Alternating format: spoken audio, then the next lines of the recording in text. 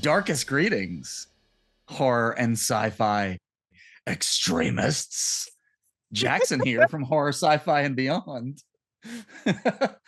And we're starting kind of an experiment, I guess, right now. Testing the waters. Yeah. As you can undoubtedly hear, I'm here with Eric White. Hello. The man, the Minotaur, the legend. I'll take Minotaur. Minotaur sounds pretty nice. And we are starting kind of our own little spin-off series on the channel called Extreme Horror. Mm-hmm. And we're doing this because Drew is kind of squeamish when it comes to certain types of movies. And we felt like there was maybe a gap in the horror section of Horror, Sci-Fi, and Beyond. So we are going to try to fill that gap with some of the most messed up movies that we can think of. Yes. But do it in a very polite and pleasant way. So polite conversations about cinematic monstrosities, I think is what we'll say. Yeah. Yes. So yeah, Eric, how are you doing? I'm doing good. I'm excited to be on here today. It's been a minute since we've all been on together. I recently was on a Fear of God podcast with Reed and Drew. Yeah. And the one before that was Terminator, I think. Yeah, we did Terminator. And then we did movies in '94. So, yeah, that's right. Both. Yeah, that was fun. Been good. I've been good. Apparently, we have just both seen in the past few days the new Mad Max saga, Furiosa. Yes, it's a great way to segue into something maybe a little lighter before we get a little darker. Yeah. Well, Drew already saw this. He saw it before either one of us, and he posted about it on the channel. So I guess it's time for us to ring in on it. What did you think of Furiosa? I will say, to start off with, pretty fun, pretty great, a little long, definitely a little more playful than most Mad Max movies usually are. But it's no even more than Road. Thunderdome. It's kind of reminded me playful. It reminded me a lot of Thunderdome. In fact, there is even a quicksand bit in this movie, like in Thunderdome. But it's fun, but it's no Fury Road, it's no Road Warrior. It's probably mid-tier Mad Max for me. Yeah, I would say the same. I actually really like Thunderdome. I do too. It's one of those, it's like, it doesn't have the best reputation, but I enjoy it personally. Fury Road to me is the greatest movie made in my lifetime. Same. I mean, the experience of seeing it in theaters with a crowd is like no other, really. It's a wild experience the first time you see it. And I've watched it many times since then, but I love you. Have you watched it in black and white? I haven't seen the chrome version. I haven't seen black and chrome. You need to watch it, but I'm excited to see it. Yeah. The last time I watched it, I saw it at a drive-in in like my car, and it may have been the best experience I've ever had. It was fun. Right. Yeah. As far as Furiosa goes, without getting into spoilers and stuff, I was listening to the Big Picture podcast, and they were talking about it, and they pointed out something that I didn't really think about while I was watching the movie, but it really hit me when they said it. And that's Furiosa has no character development in the movie. Yeah, like basically when the movie starts, she is already Furiosa that we know from Fury Road. Like there is no arc at all to her character. And when they said that, I was just like, damn it. Yeah. She really doesn't change by the end of it. She's already for me. Yeah. I love Anya Taylor-Joy. She's great. I do too. And I think she's really good in it. But yeah, they don't give her a lot to do character-wise in the movie. It's really more of a movie about Dementus. Yeah, he's a really fun character, but super fun. I mean, Chris Hemsworth is great, but yeah, I do think they shortchange Immortan Joe a bit too. He kind of almost comes off as like an okay dude, even though he's sort of like a warlord. That's what I liked about that. Okay, I liked that compared to Dementus, he seems reasonable. That's true. Yeah. And yet we know from Fury Road that he is a monster. Yeah. And needs to be taken down. But compared to Dementus, okay, fella. Yeah. It's tough parsing that sort of thing out. Particularly when we're dealing with this election right now. Yes. Yeah. The whole movie itself feels very pointed at times, which I don't dislike. But they really lean into like these sort of heads of state that we only like hint at in Fury Road, Gastown, and Bullet Farm, and then the Citadel and all that sort of stuff, which I enjoy seeing more of those things in this movie. But they don't. Everyone's pretty bad except for like Anna Taylor-Joy and like maybe one or two other people. Yeah, like everyone else is a terrible. What person. Is it? Praetorian Jack or Praetorian Jim? I can't remember his name. Yeah, the guy that basically turns Furiosa into Imperator Furiosa. I like him. He's great. Yeah. And then, but as soon as they introduce him and he's like a decent person, it's like, oh, he's gonna die. He's gone. Yeah, he's gone. He's good. He's gonna get minor spoiler for a character who does not show up in the movie that came out, 10 years ago. Yeah. But it's good. It's worth seeing. I think it's worth seeing in theaters for like the sound design alone. I think so too. Yeah, it's really fun to. The action sequences are, as always in these movies, just top notch. There's a little more CGI than I would have liked. Yeah. There was a couple of like wide shots that I was like, oh, yeah.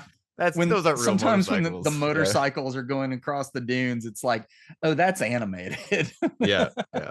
And I assume it was because it was more motorcycles that it became a little more noticeable in this one. Yeah. Because there is a lot more motorcycles in this one. So if you like motorcycles, it is a motorcycle movie. Yes. Yeah. Chris Hemsworth driving that chariot of motorcycles is maybe my favorite like little gag. It's very cool. That is super cool. Yeah. Let's make a list of things you're afraid of. Where would you feel most exposed? The woods. What scares you about the woods? Everything. The reason all this came about is because a certain movie came up in conversations that happened to be having its 15th anniversary this year. Yeah. And it's quinceañera, if you will. It is by a known sort of provocateur of like movies and television, Lars Von Trier, and the movie in question received an anti-award, I think, from Cannes whenever it premiered. They were just like, it's really well made, but it is horrible. and the way it portrays some women, particularly its female protagonist, I guess, is deeply upsetting. But we can't deny the power of it, I guess, is what Cannes ultimately came to. And the movie is Antichrist, which is a movie that has almost lost none of its potency in the past 15 years. Rewatching it again is a trip. But I guess the briefest of synopsises would be that a couple loses their child. One of them is the woman in the story whose name is only her, I believe. They're known as he and she. He and she. So she is definitely is riddled with anxiety and depression, and he, played by Willem Dafoe, is looking to cure her because he is also a psychoanalyst, a therapist of some sort. Yeah. And takes it upon himself that he will fix her because only he knows. I think his justification was that he knows her better than any therapist could ever know her, sort of thing. Yeah. So decides to take her on an immersion therapy into the woods in a place called Eden, and everything goes to hell from there. Okay, well, let's get started. So the opening of this movie is stunning. Yes. It all takes place in black and white, extreme slow motion. you know, there's an aria playing, this beautiful aria playing in the background, and you see Willem Dafoe and Charlotte Gainsbourg as he and she are having sex in the shower and then having sex in the bedroom and you know, getting busy. And while they're doing this, their what, 2-year-old sons, somewhere in there, infant toddler stage 2 to 3, somewhere gets out of his baby gate and finds an open window and falls to his death. And they were not there to prevent it. It is striking and beautiful and absolutely devastating. 100%. And I feel like I'm laughing while I'm saying this, but that's because I'm trying to cope with just the absolute horrible trauma of seeing this happen. And it's one of those things in movies where they will imply it. So if you I didn't rewatch, I saw a clip of it the other day, but Pet Sematary, I saw a clip from Pet Sematary where the boy gets hit by the truck, and it's all reaction shots. It's all like you hear sound and everything. This is full on visceral, hardcore sex happening in like there's one shot where there's one shot. And then it's this extremely, and it's not overly graphic, but you see the full death happen on screen. Which is hard and heavy, and I don't know, it's a lot to take in. I did notice this time, so it starts out with them enjoying each other's company, so to speak, in the shower. And there are like little hints that there is like a child involved before we actually see the kid. You see like toys and stuff. Well, there's like 3 toothbrushes in the shower, and then like one of them falls over, and it's like it's sort of like setting up this whole, that. Okay. I caught it this time, and I was like, this is it's there's a lot of thought that goes into it. Von Trier, after the fact, said that he was suffering from depression at the time of making this movie. And so this was right. But it was sort of, he uses this as his way of coping. He said that he could use this as sort of like a vehicle, I guess. But he kind of like, I don't know if notoriously said this, but he said that this movie was supposed to be a horror movie and he failed. And it's not as good as he was. I don't think he failed either. But it's a rough way to open a movie about depression.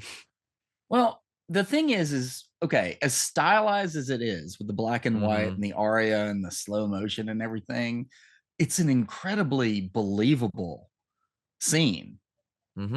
Like, that absolutely could happen to anybody, you know.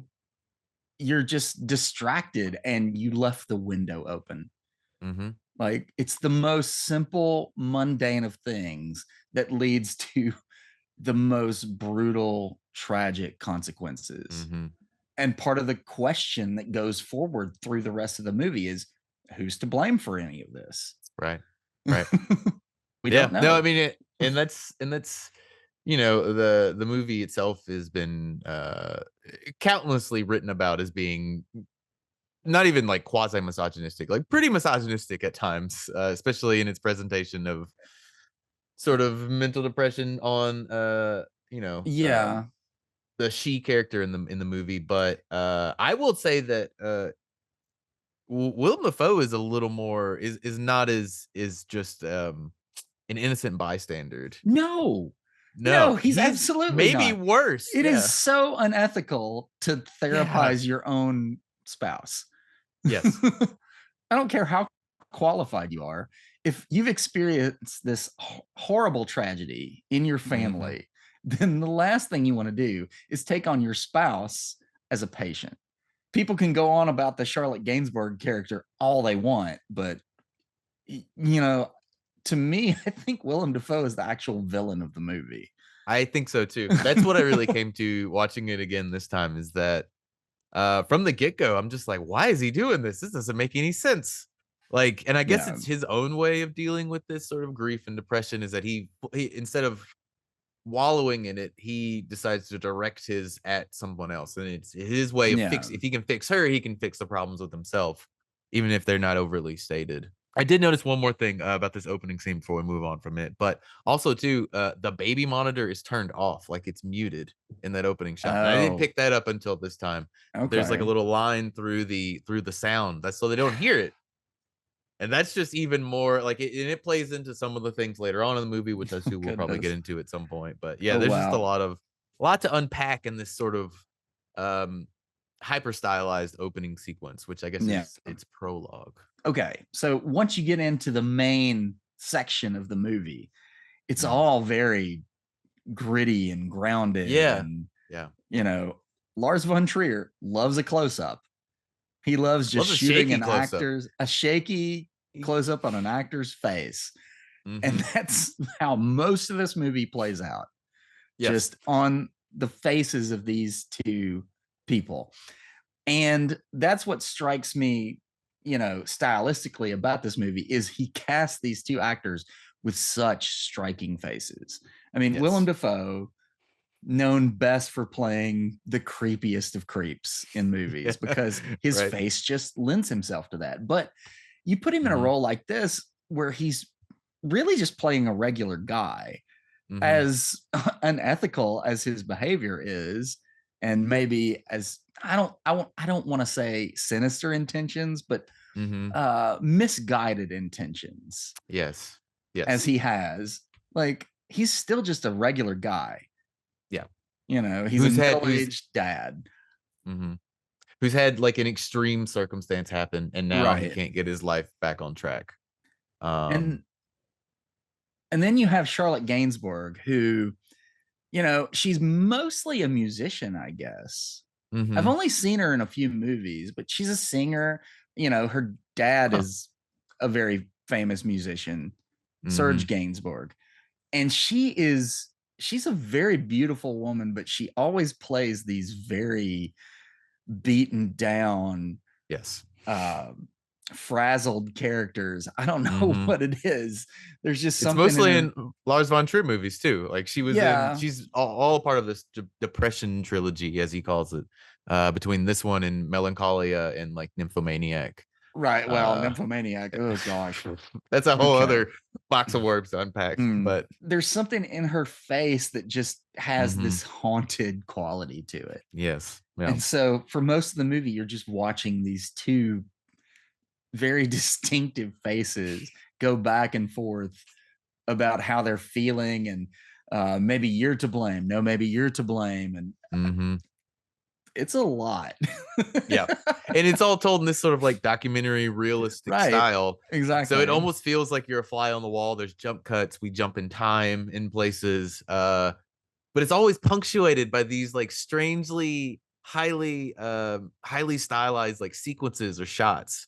And they almost come out of nowhere, but they're moving in extreme slow motion. Which I think I read about it. The camera they used was called a Phantom. I don't know if they still make them now, but it was very popular around the time this movie came out, which would allow. They shot Jackass 3D, I think, in this with this camera as well. So put some perspective on the the types of tools that are used by filmmakers. But it shoots like 1,000 frames a second, which I think is what a lot of the slow motion in this movie was shot at, was 1,000 frames, which is normal movies are shot at probably 24. 24, you know, most television shot at 30 or 60. So like they were shooting 100 times more than that. Like you're right, it's like a tableau. It almost becomes painterly. It becomes very like these sort of like slight motion paintings that are sort of filling the screen with the most horrific nightmares you can imagine. To the point where you don't even understand how they're doing those shots. Like when you explain it as a camera that shoots 1,000 frames per second, cool, but just the way that the light is operating and the colors that they're capturing, and it's so strange. Oh yeah, no, it's beautiful, but it's unsettling. Yes, there are several sequences that really like took me off guard watching it this time. And it wasn't really the painterly stuff, which always kind of sticks in my head, but it was a lot of these sort of like, it would go from like handheld shaky to these very static, like very still shots of like pushing in onto like Charlotte Gainsborough, or like pulling out of like Willem Dafoe. Like the back of his head when they were having tree sex. Okay, yeah. And that's the Criterion cover for you right there. Yes, right. Yeah, this movie is such a. It's not a movie that I would even say I really like. Yeah, but there are certain images in it that I really love, and some images in it that really like turn my stomach. And they're all within 150 minutes. It's a trip. You mean an hour and 50 minutes? Hour and 50 minutes. What did I say? If this movie was 150 minutes, oh my god, I don't think I would ever watch it. No, probably not. I have seen this movie probably 5 or 6 times now, though. This is probably Lars like Von Trier. He does love a long movie. Does love a long movie. Like what, Dancer in the Dark's like 2.5 hours almost. So I've never seen same with Breaking the Waves. I've never seen that one either. So this gets us into Lars Von Trier as a whole. Like, what's your history with him? I have a love-hate relationship with Lars Von Trier. I like some things, and I dislike other things. I really like Breaking the Waves, even though that is a gut punch of a movie, but less extreme and more extreme. That's in some ways. Breaking the Waves. That's the one about is she blind? It's got Stellan Skarsgård, right? Or is that? Yes, Stellan. Okay, Stellan Skarsgård's in that one, and Emily. Oh no, he's crippled. That's what it is. Yes. Okay, I've heard about this movie, but I've never had the courage to watch it. It's a lot. I really like Breaking the Waves. I really like the TV show. There was a TV show called The Kingdom that came out, and it was a Danish TV show, came out in the 90s. It's very Twin Peaksy, if that's a word. But there are also just some that I just they're so hard to watch. What was the one with Nicole Kidman? Was that Dogville? Oh, Dogville. So that was the first one of his I saw. Oh no. And it turned me off to his work for years. I was I'm never watching another movie this guy makes. Right. And then this movie came out and sort of broke the curse for me. Yeah. I will say this was probably his like sort of resurgence after like a time of because he went through Dogma 95, which was in the 90s. He made like a movie called The Idiots, which is not very good. But also I've heard Dogma about 95. that one. I don't want to watch it. Don't watch that one. But I will say a movie that came out of Dogma 95 that I think is wonderful and everyone should watch is a movie called, what was it? Is it The Conversation? Not The Conversation. Is it The Celebration? The Celebration. I've heard of it and I've heard it's great, but I've never watched it. It's really good. And it may be better. It's my favorite of those Dogma 95's Danish filmmakers sort of things. I like it better than most of Von Trier's movies. Although there's always something in a Von Trier movie that I can appreciate. It's Vinterberg, right? Vinterberg, because he was the other Dogma guy. Mm-hmm. Yeah, I've seen one or two of his movies, but I wasn't that impressed with them. No, that's fair. I do love The Celebration, but the rest of them I'm kind of like, it is what it is. But yeah, Lars Von Trier is an interesting extremist sort of filmmaker. I'm pretty sure he got banned from Cannes at some point for just saying something completely inflammatory. Oh yeah, I don't remember what it was. He said something positive about Hitler. Yeah, and Cannes is like, no, you're gone. Which is a fun clip to watch because he's sitting next to Kirsten Dunst when he said, "Oh, because they did it like during Melancholia." Melancholia. Oh my god! And I don't think he meant it. I think he was just trying to shock people. Of course. I mean, it's just like, this goes back to sort of the, what was the guy who made El Topo? Jodorowsky? Yeah. Alejandro, who would just say the wildest stuff during interviews. And none of it was true, but he would just say things that were like, he had said some of those things nowadays. It would get him canceled many times over. But yeah. Von Trier, I guess, is sort of like carrying on that stick, this sort of, which he's in interviews, he's very like almost soft-spoken and stammers quite a bit. He's not like a very confrontational sort of person. It doesn't seem, at least, but makes crazy. He went movies. on a tear after this movie because he did this, then he did Melancholia, then I think there was another one, but then there was the house that Jack built. I watched that the other day. Yeah, that movie is pretty great, but just absolutely horrible at the same time. Almost, I actually think that movie's better than this one. Yeah, but I do feel like, and this will kind of get into what we're talking about with Antichrist. I do feel that the house that Jack built kind of builds to a point, right? But ultimately, I don't know if Antichrist has really anything meaningful to say by the time the credits roll. Other than that depression is crippling and anxiety can make people the worst versions of themselves. Maybe, I don't know. Like, it depends on if you buy into the thesis that that she was trying to build on, that genocide thesis, that women are the root of evil, but they are let's evil. talk about that. I mean, okay. So the thing about this movie is it's one of those movies where nothing happens, quote unquote, but also there's always stuff happening. Yes. And I honestly can't keep it all straight in my head as to I can't either. We're jumping around all over. Yeah, we're jumping around all over this review because I could not tell you the chronology of this movie, and I just watched it today. Yep.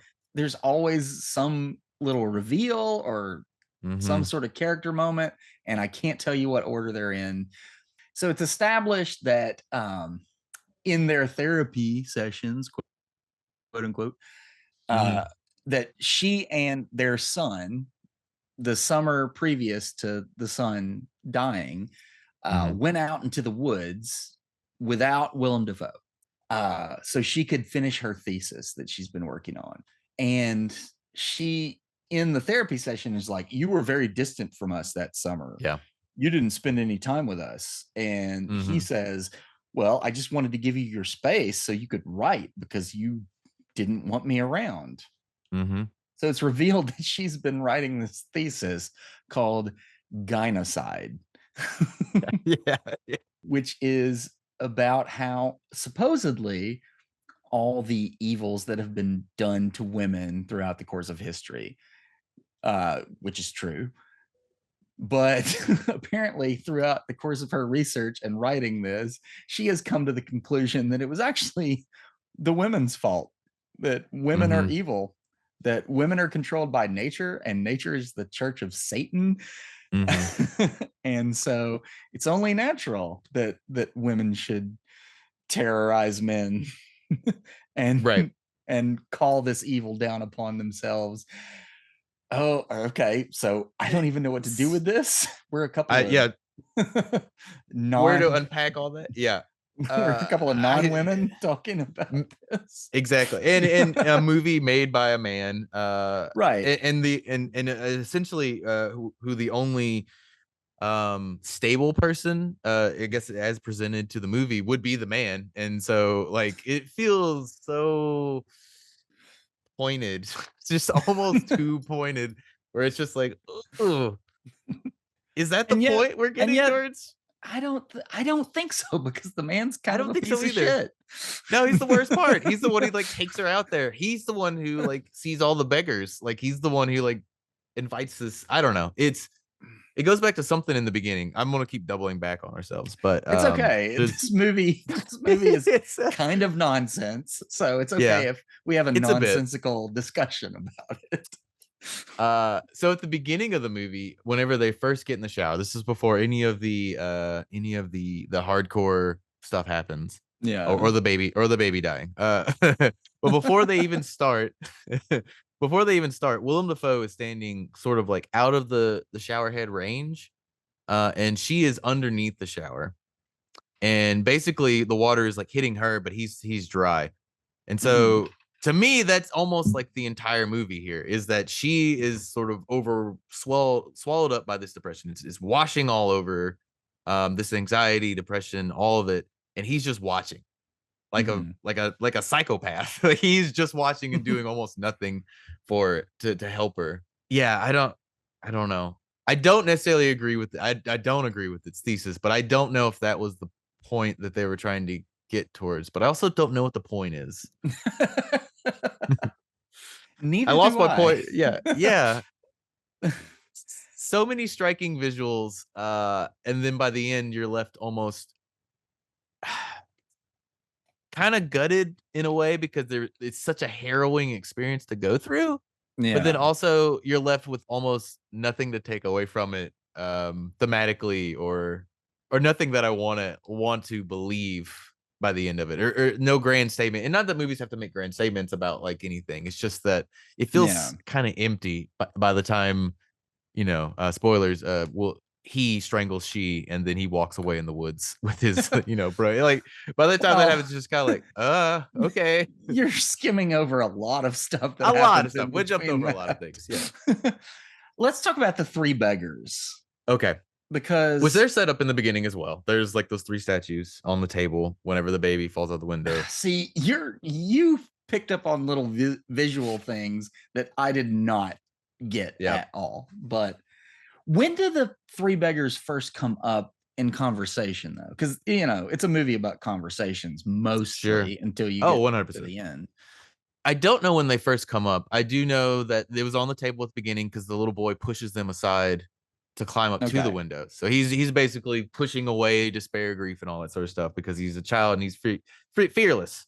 But when they first come up in conversation, I don't remember. I want to say that the first time we even reference them is whenever Willem Dafoe climbs into the attic, but I could be wrong about that. It honestly didn't even occur to me until this most recent viewing that the three beggars are the animals that he encounters in the woods.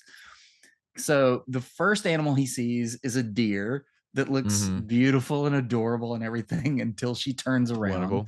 And it turns out that there is a dead fawn hanging out the back of her. Yes. Then is it the second or the third one that's the bird? The second one is the second one's the fox. Okay, the second one is the fox because that's the only one that speaks. And it is unsettling. It is one of the greatest moments I've ever seen in the movie because I love foxes. They're my favorite animals. I didn't like seeing a fox in this context, but at the same time, it's awesome because it's a fox that's had its insides ripped out and it's ripping them out himself. Yeah. It's yes, laying in the forest and dying, and then it just lifts its head off and goes, "Chaos reigns." Which is something when I used to work at Alamo Draft House in Austin. We used to say that to each other all the time. Whenever we got busy and everything was going haywire, we would just be like, "Chaos reigns, y'all." It's something that I say a lot, and a lot of people don't know. Everything okay, I don't know. Sure, you're just like, okay. Well, Chaos it's just reigns. Other people, right?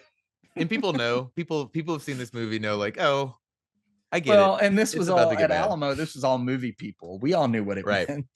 Yeah. Third beggar is a little baby bird that falls out of a nest and cracks its head on a log or a stone or something, and then a hawk comes in and picks it up and eats it. Well, so is that the third beggar, or is the third beggar the buried bird inside the tree, the foxhole? Oh, that's right. There is another. Yeah, there's another bird. The dead bird who falls out of the tree and the ants are crawling over it. Maybe the most it's one of the most disturbing things in the movie to me. It's not the most disturbing. There are a lot of things in this movie that are highly, highly disturbing. But by the way, if you're listening to this and you haven't seen this movie, sorry, but also, what are you doing? Why are you listening to this? I'm sorry, but also not sorry. You should go watch it. It's a good, fun time for the family. Yes. Watch it with your kids. Sure. Watch it with your kids. The dangers of open windows. It's a learning video. So now I'm rethinking my whole thesis on the three beggars because there's four animals, but I think the bird in the cave is a little different. So to set this up for the people who haven't seen this, at one point in the movie, Willem Dafoe is attacked by she in the cabin, and she knocks him out with a piece of firewood. But before this, things have started to get heated. It's starting to ramp up, sort of thing. Their sessions are getting more violent and getting more sexual in some ways. Like she is jumping on him all the time throughout this movie, not just during that, but like even in the beginning of the movie. It seems to be her way of coping. I don't know. But she knocks him out with a piece of firewood, and then she sees his erect penis and ejaculates him, and blood goes everywhere out of this is weird to talk about. Right. Well, and the way she knocks him out is not she didn't hit him in the head. No, well, not the noggin. She hits him in the junk. In the junk. yeah. With enough force to just knock him out completely. Knock him his whole body. Out. Knock him out so hard that he does not feel like an old timey. Yeah, because the next thing is she drills a hole in his leg and attaches a millstone to it with a bolt, and then throws the wrench underneath the cabin so nobody can find it. She disappears, and he wakes up and drags himself out into the woods and finds a hole in the ground underneath this weird tree that I don't even know what to do with the tree. The tree has some significance, but it's got to. It's dead, but still like standing. And then he has no limbs. And then he finds a baby crow underneath the tree in this hole and beats it to death while she runs around. Yeah, kinda. I mean, it still keeps coming back alive, and that's but she's running around the woods screaming for him, trying to find, why have you left me? Well, maybe because you drilled a hole in my leg and attached a millstone to it. I don't know. Yes. When you describe this movie out loud, it gets silly real quick, and it's almost funny. Out of context, all these things are kind of funny. Like they're like, Willem Dafoe stuck in a hole, and this crow won't die, so he just keeps beating it to death over and over. Because I guess that's a metaphor for depression, maybe, that it won't go away, so that you continually have to, I guess, bonk it. I don't know.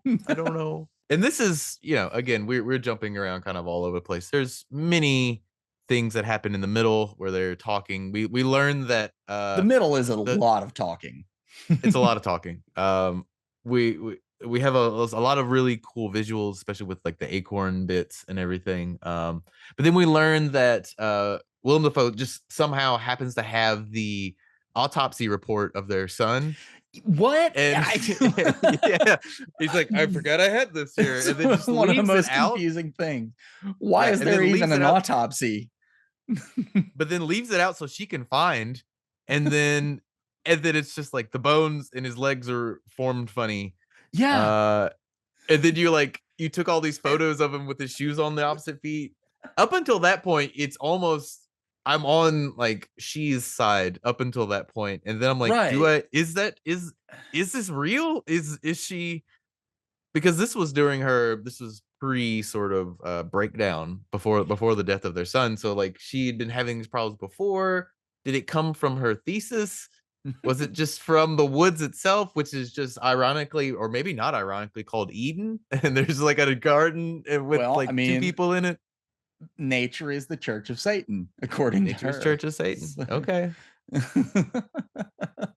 I do like this sort of playing sort of this allegorical with like creationism, sort of the idea of like God and Garden of Eden and a man and woman. I like it more than the did you ever see a movie called Mother? Another quite extreme. See, I love that movie. Oh really? I didn't care for it by the end. By the end of that, I was just like, go kick rocks. It was too on the nose for me by that point. Well, here's the thing. When I first saw it, I didn't get any of that stuff. Oh, really? Okay. It wasn't until somebody brought it up in conversation about the movie, I was like, oh yeah, it really did do that. But when I watched it, I just sort of let that movie happen. And I wasn't thinking about any of the allegorical elements of it. Yeah. So it's a lot. That movie's a lot as well. Also dead baby in that one. Spoilers for anybody who hasn't seen Mother. I feel like on this series, we're going to have a lot of dead babies. We might. But as we've established, we are not going to be covering a Serbian film. We're not. Sorry. we should remind everybody every episode of this. We're not doing a Serbian film. We will not bow. I don't care who leaves comments saying that they want it. They need a review of the Serbian film. If you want to see it, go watch it. I don't want to watch it again. I've seen it once. I don't want to do it. Okay. What else about this movie? I feel like we've just skimmed over it so much. It doesn't have to be a very long episode. We do a lot of long episodes on this show. It's true. Maybe something a little more digestible. I mean, it's very, there isn't a huge narrative for the movie. It's basically, tragedy bestruck seas, and then it's just like their sort of slow descent into madness. And so that's really like the plot of the movie. So it does feel a little scattershot because it's just like random things will happen to them. There really isn't sort of like a driving plot that like this thing has to happen, or like a bomb will go off, or like, you know, the world will end.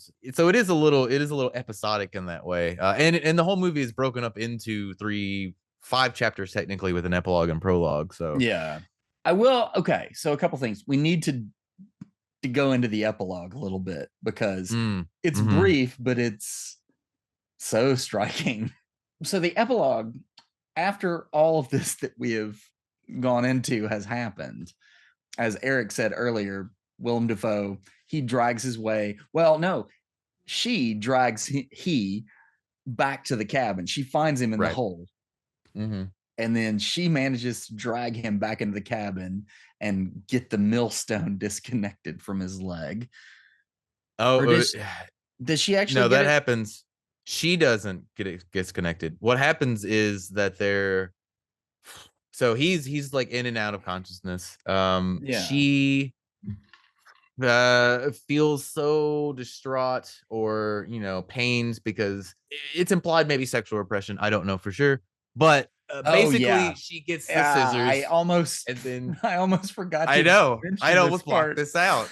I almost blocked it out. But then she goes to, which is something that would happen, I'm pretty sure, to you know, women in the, you know, when they were tortured in the 15th, 16th century. Spends the last half hour of this movie with no pants on. Oh yeah, just full on going. She won Best Actor at Cannes, so I mean, I guess she was doing something right. She's really good. She's great in this movie. She's absolutely terrific. And what a courageous one. Ironically ballsy performance. It's sort of like, I guess it's the final shock, basically, is this sort of genital mutilation she performs. I'm not going to go into details about it, but on herself, it is on herself, after she's already done many things to Willem Dafoe's junk. But it is so disturbing, so graphic. There is a full close-up of what happens. That is it's one of the few things that, when I think of this movie, it's not a movie I watch. I haven't watched this in probably like 10 years now. But it's one of the few, like, there are about 5 images I think of when this movie that kind of just live rent free in my brain. Once the fox, a couple of the like the beauty shots, but then it's just that scissors shot just hangs out, just pop up from time to time. I'm like, oh no. See, I always think of the equivalent shot of what happens to him. Yeah, with the blood going everywhere. Yeah. And so after that happens, Willem Dafoe wakes up. The bird is under the floor now, somehow. Oh, that's right. And he like breaks through the floor with his elbow. And he finds the wrench. He finds the wrench because she's quasi passed out. Right. And then once he almost gets it off, she comes back to. She starts beating him. He gets it off, and then he basically breaks her breaks her windpipe, and she dies. And that's the end of the movie. And then he burns the body. He burns the body, and then like walks up the road with his like messed up foot on like a made on a crutch.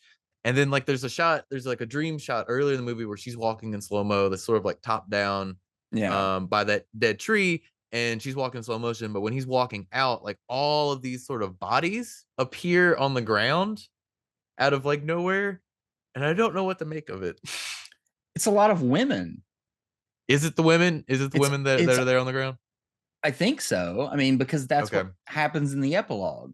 It switches, you know, to back to black and white. You hear the opera again, and he's walking out of the woods, and then down the hill from him, all these women, like hundreds of women, just start coming out of the woods and walking towards him. And then you see the shot of him, and behind him, hundreds of women walking down the hill, and they all enclose on him. And then the movie ends.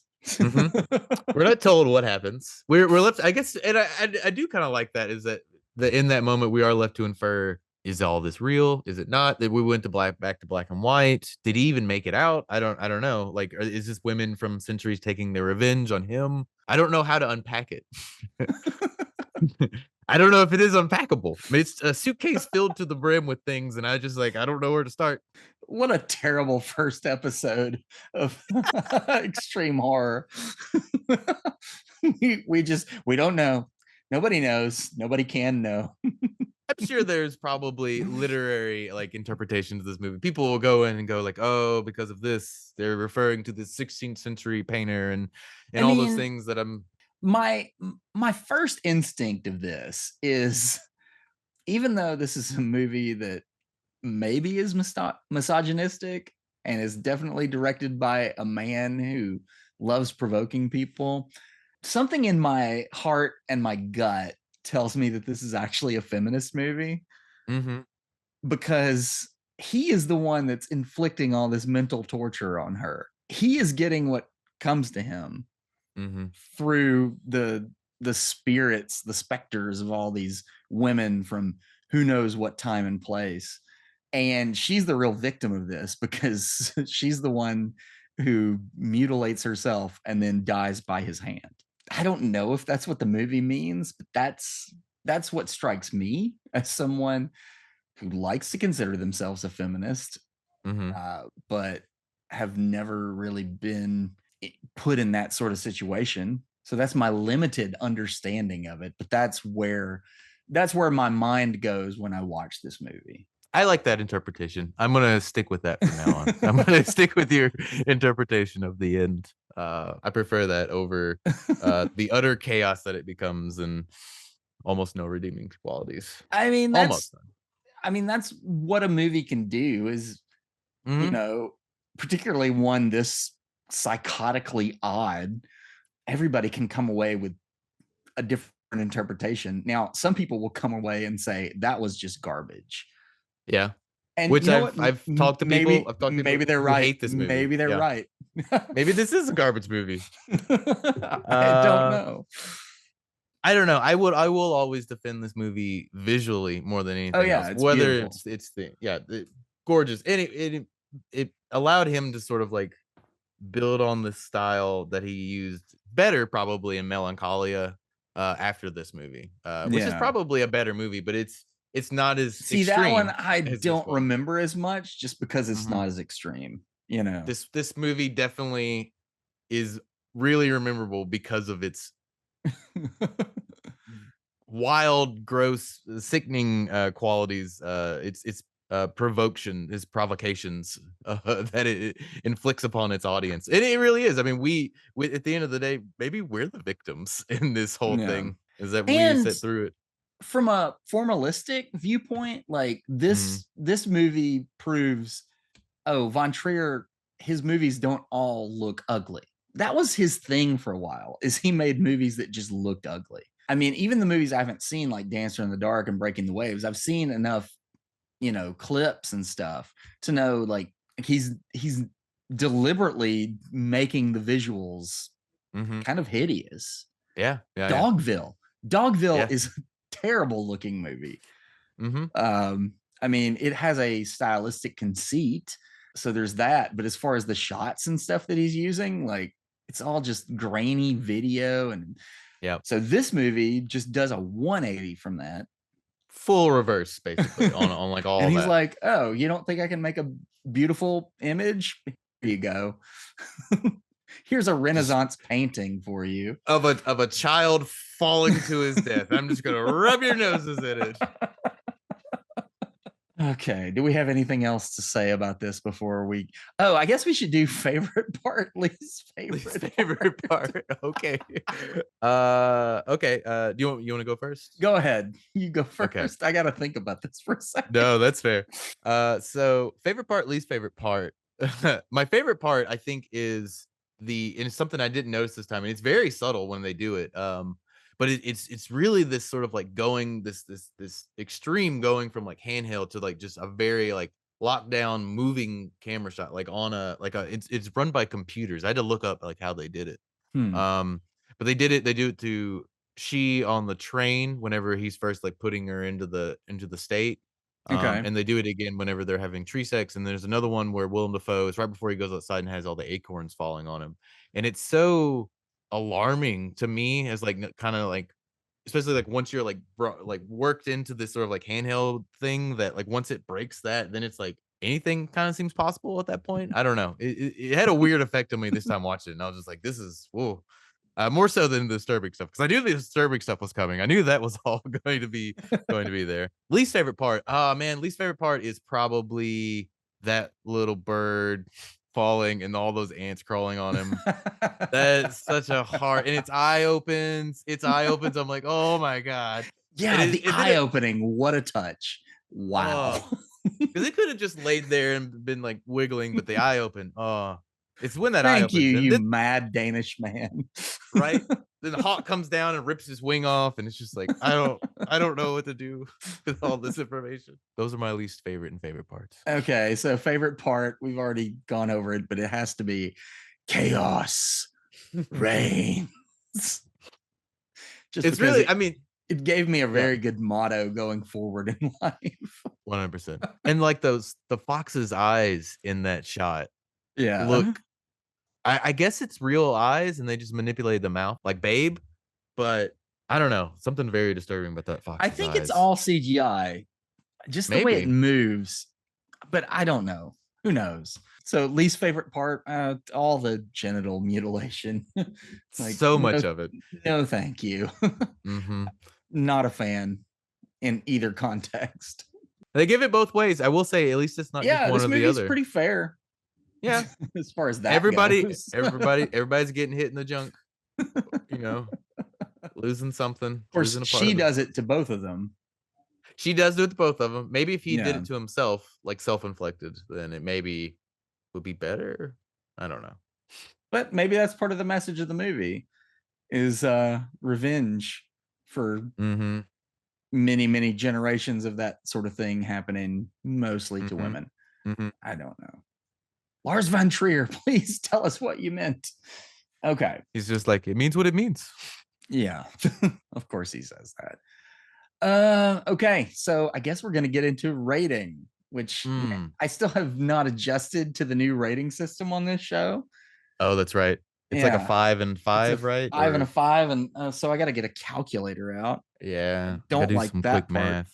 Yeah. Quick math. So on a filmmaking scale, what do you rate this out of 5? On a filmmaking scale, I would say it's a 5 out of 5. There are always visually interesting, even when it's supposed to look ugly and dirty. Still very, compared to some of his other movies that were like in this sort of like raw quasi documentary style. Like there's no lights. They followed that Dogma 95 to a T, and so it's just natural light, and everything looks terrible. Everything in this movie looks visually amazing. Even the things that I wish didn't look good, like, you know, genital mutilation. Those things look great too. You never knew you were going to hear that term used so much on horror, sci-fi, and beyond, but here we are. Here we are today. All right. So what would you give it on a theme scale? Oh, I'd probably give it I'll be nice. I'll give it a 2. I'll give it a 2 on the theme scale. There's something in there. Is it concise? Does it fully hit its point? No, but there's something in places that it doesn't quite all tie together just right for me, but I'll give it a 2. All right. So on filmmaking, I'm also going to give it a 5. Like, I don't think it's the most entertaining movie. You know, that's a weird statement to make. But even a movie that for a long portion of it is just two people in a cabin talking. It never ceases to be visually interesting. It never ceases to be propulsive, even though it's moving kind of slowly. Like every few minutes, there'll be something, you know, either visually or thematically to come into play. That's just like, okay, I'm still watching. You have my attention, Von Tier. Where are you going? Yeah. Yeah. He's driving and we're just kind of sitting in the back seat waiting for the next terrible thing to happen. Right. And then on a thematic scale, I'm going to do one better than you. I'm going to give it a 3. Okay. I still don't really know what the movie's trying to say, but I have my own interpretation, so that bumps it up a little bit. Okay. It at least helps me when I'm watching the movie. I don't know. That gives it a 7.5 out of 10. Bad. I think that's what we rated Terminator. You know, you go to a local video store, you want to see something, you rent Terminator, you went Antichrist, and you go home and have a great night. For your kids. Well, so this is not a question we ask normally on Horror, Sci-Fi, and Beyond, but I'm kind of stealing it from the Big Picture podcast. Or no, not the Big Picture, the Rewatchables podcast. It's also on the Ringer network, though. I love both of those shows. What would be a good double feature with Antichrist? That's I would almost want a palate cleanser, you know what I mean? Okay. So I wonder if you did like an animal movie, like you did like a Homeward Bound to like ease you in or ease you out of, you know what I mean? So you're going like full palate cleanser. You're going like a wholesome family comedy. Yeah. You know, the Adventures of Far From Home or something like that. So still a movie where nature is dangerous, but in a way where you don't ever feel like anyone's really in danger. Exactly. See, I'm gonna stay in the horror genre, but I'm gonna go horror comedy, and I'm gonna say Jennifer's Body. Jennifer's Body is a very underappreciated movie. It's one of those that's been reclaimed in the past few years, but I don't feel like it ever needed to be reclaimed because I've always loved Jennifer's Body. I went to see it. I think it might have come out the same year as this movie. Maybe it came out. It was after Juno, and that was 2007. I think it was 2009. 9. Yeah, same year as this movie. So that's a coincidence, but it deals with similar themes. I don't know. Yeah. But it's very funny, and I've always enjoyed it. I've always liked that movie. I always recommend it to people. It's way more sexy than this movie. Yes, that is one thing you can't say about Antichrist. But with it's not a very sexy movie. Yeah. There's a lot of sex in this movie, but none of it's sexy. Right. Okay. Is there any final thoughts on Lars Von Trier's Antichrist before we sign off? Well, if you're looking to have a bad night, or you're just looking to see some extreme visuals on the horrific end and also the pretty end, there are worse ways to spend your time. I would say it's pretty good. It's not great. It's not his best movie. It's also not his worst movie. Will probably make people who are looking for a straightforward horror movie frustrated, and people who are looking for like a cohesive sort of art house movie also frustrated. So just a lot of people who are very frustrated all around by watching this movie. Okay, well, if you liked this episode and want to see more spooky and weird content from Horror, Sci-Fi, and Beyond, go ahead and slice that subscribe button. And I can't remember what Drew says. Leave a hellacious comment and give this episode an unholy thumbs up. Good night, y'all.